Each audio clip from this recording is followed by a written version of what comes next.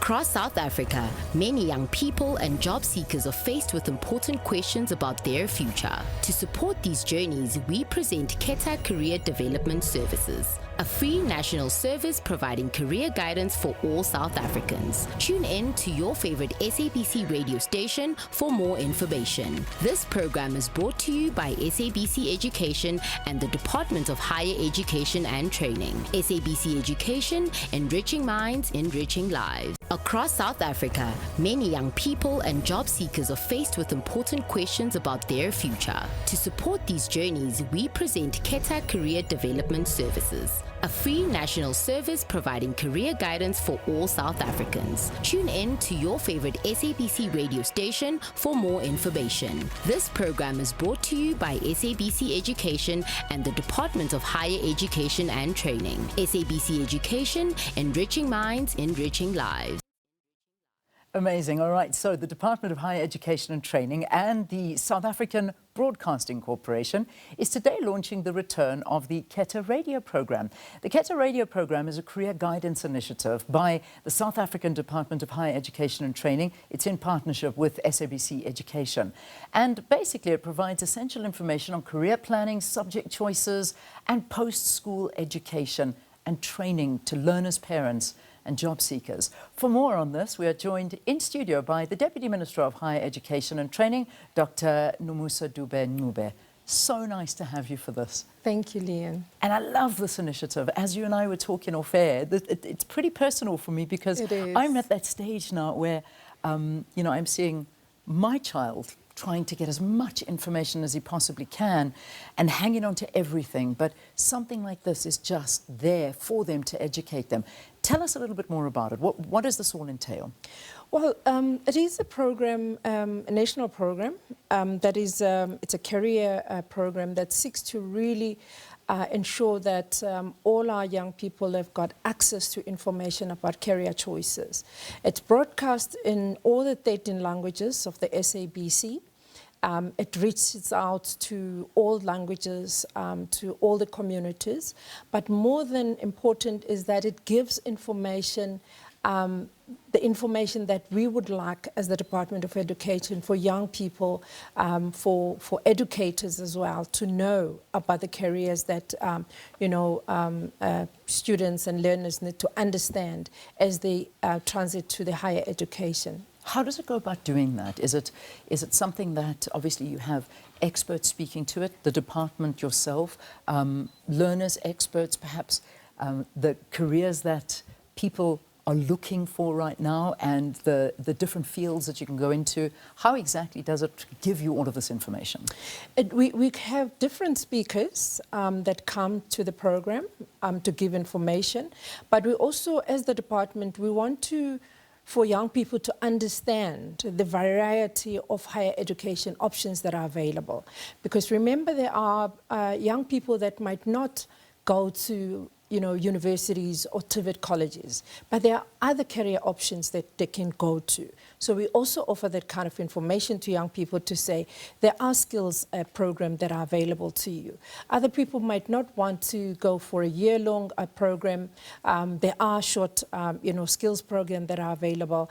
So we bring in various experts as well, private sector as well, to come and talk to, you know, to the young people. We also bring in educators. We bring researchers as well, so that they can also share the knowledge about the careers that the young people can go to. It's so important, Leanne, particularly at this point in time, because we're now talking about skills as we know them, they don't exist. Yeah. And in the next 20 years, by the way, the jobs as they are now will not be there. Yeah. So it's important that we start now to educate our young people. What are the careers that they need to be gravitating towards? What are the 10 key priority areas in the economy that need skills? You know, Leanne, we went to one company, you know, about 2 weeks ago, a cable company, and we had a meeting with them. And trying to understand why they're not, you know, taking young people that want to do on-job training. They say, but we don't have those skills. you guys are not giving us those skills. And we say, what kind of skills we want, you want. And that's a kind of discussion that we're having. We're going now to industries to say, what are the skills that are needed by the industry for us to grow the economy, for us to create more jobs, for us to also create more entrepreneurship. And it is so important, because that's one of my greatest issues, is that you look at this, and obviously I come from a different generation, and most people do, because in fact things change so much that the careers that are here now, today, tomorrow, something's been created that we don't need you anymore, and this is the reality. So, but there's so many areas that you can go in and study, and that's what I want to find out from the whole issue of the launch of this Keta Radio. Do you talk to NSFAS funding? Are you able to sort of get advice from there? Can you look at the difference between a TVET college and a university?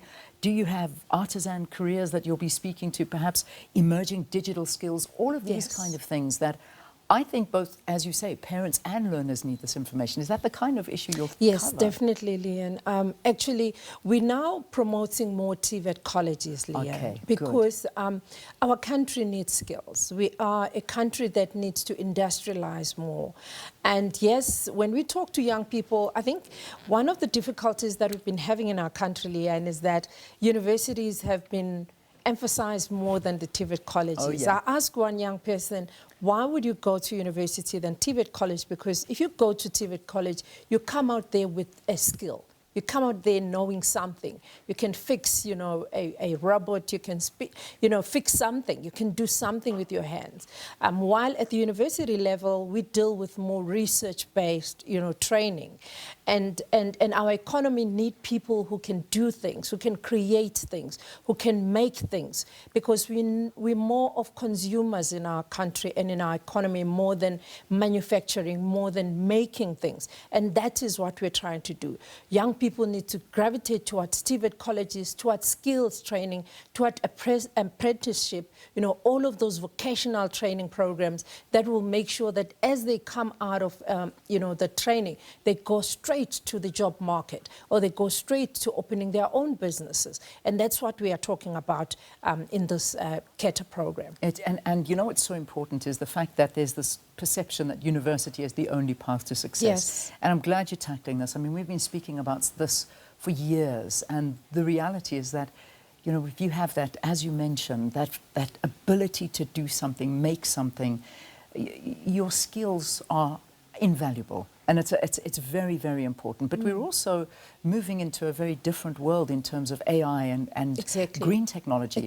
Are these also things that you're going to be looking at and speaking to? Definitely, Leanne. In fact, when you go to, I always tell young people, go to the YouTube or go to the Google and Google the 10 most wanted skills in the economy. What it will give you. It will give you digital economy. It will give you, logistics. It will give you really the skills that are wanted by the economy. And that's what we're going to be talking to. We're also bringing in state-owned enterprises, because that is where we also need to bring in young people to come and get this kind of skills that are needed for the economy of our country. And that's what we're going to be doing during this Keta program. We're also going to be talking to NSFAS, as you said. Yes. We're going to be talking about, various universities that are available there, TVET colleges that are available. But we're going to be also, taking young people to understand more TVET college life. Because other people still think TVET college in terms of the old kind of, vocational training. We've changed the curriculum, Leanne. It's no longer the TVET college that you go there and learn, theory for 2 years and then only go for practical in a year. It's now a program where you go for theory for 3 months, at the same time.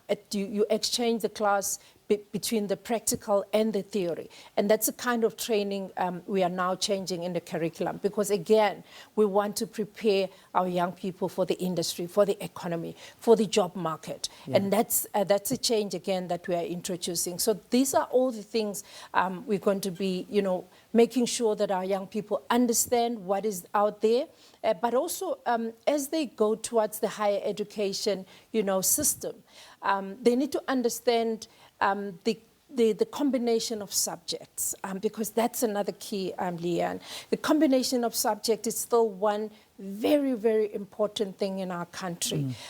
Yes, we hear about so many bachelor passes, but when you look at those bachelor passes, for instance, I went to University of Limpopo, I went to University of UKZN. Most of those universities have not exhausted their intake of engineering students. You know why? Because maths and science students are not there. Indeed. And that's the key to our economy. And those are the things we're going to be talking about on the career program. And very much so, because I mean, as we went, just before we came on, you were speaking to, and this is a problem, is that, yes, we see all these bachelor passes and it's all great, but when you whittle down into the subjects that have been chosen and the points that each one of those subjects hold, you don't qualify for what you actually want to study, and you don't get into university, and perhaps the learners just don't understand that, and that's where this falls in. Okay, I could carry on all day because this is a massive issue. And but in terms of the medium, it's going to be radio. What else? Because, I mean, the youth, I don't know if the youth listen to radio. So